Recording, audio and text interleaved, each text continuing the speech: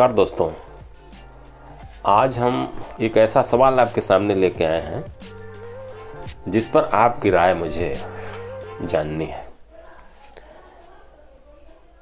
देश से जुड़ा मुद्दा है। डीजल, पेट्रोल, गैस आदि के जो दाम हैं वो कभी बढ़ जाते हैं और अचानक फिर कभी कम हो जाते हैं। इसके बारे में हमारा ये कहना है, सारी महत्वपूर्ण वित्तीय शक्तियां केंद्र सरकार के पास होती हैं। तेल और गैस के संबंध में निर्णय लेने का अधिकार भी भारत सरकार को ही है। अक्सर देखा जाता है कि जब तेल का दाम बढ़ता है तो अचानक सामानों के भी दाम बढ़ जाते हैं। जैसे मान लीजिए कि अगर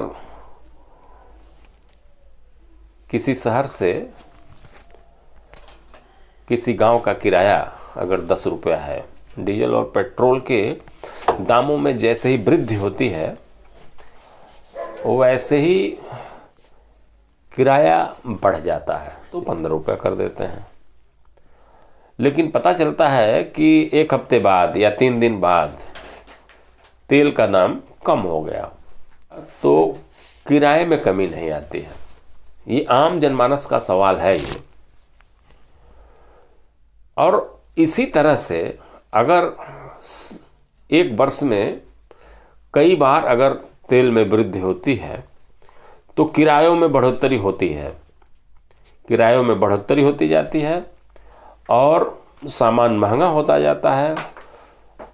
और जैसे ही तेल का दाम कम होता है तो जो महंगाई बढ़ गई वो डाउन नहीं होती है। इस पर सरकार को ध्यान देना चाहिए।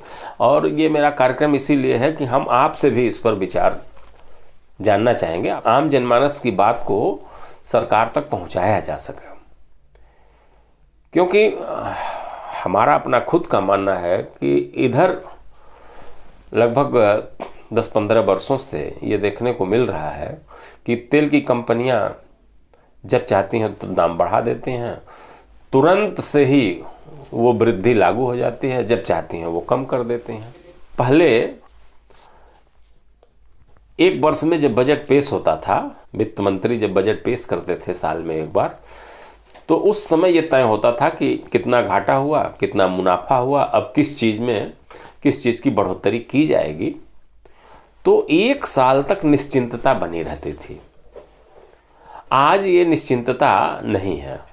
दर्शकों, सरकार का काम सरकार प्रबंधन करती है।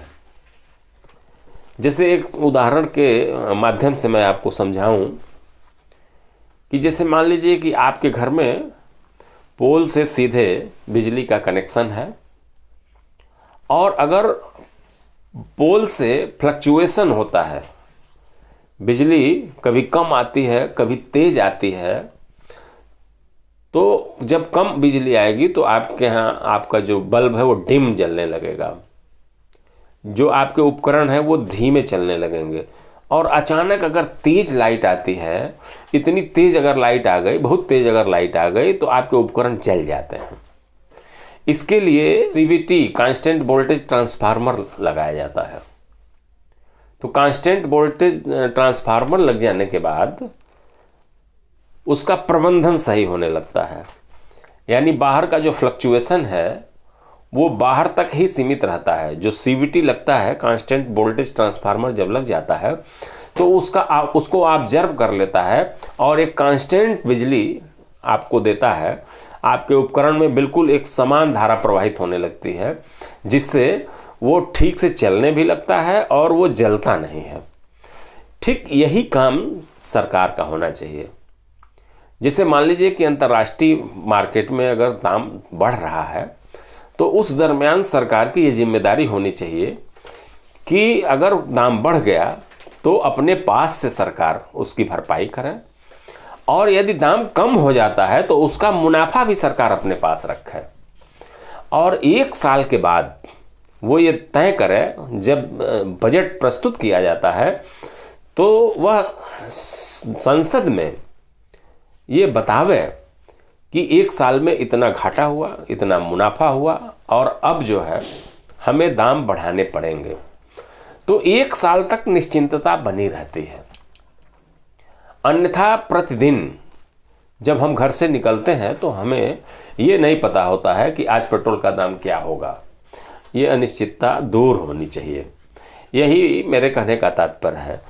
तो हम चाहते हैं कि आप एक सुझाव हमें दें और आप बताएं कि क्या सरकार को जो ये तेल के दाम, गैस के दाम, मुंह में जो वृद्धि हो रही है, ये उस वृद्धि का असर तुरंत आम जनमानस पर पड़े या 1 साल तक वो कांस्टेंट जो प्राइस है वो 1 साल तक बरकरार रहे और 1 साल बाद सरकार यह सुनिश्चित करे कि तेल का प्राइस कितना बढ़ा, उसमें सरकार ने कितना पैसा लगाया और तेल का प्राइस कितना कम हुआ, उसमें सरकार को कितना मुनाफा हुआ।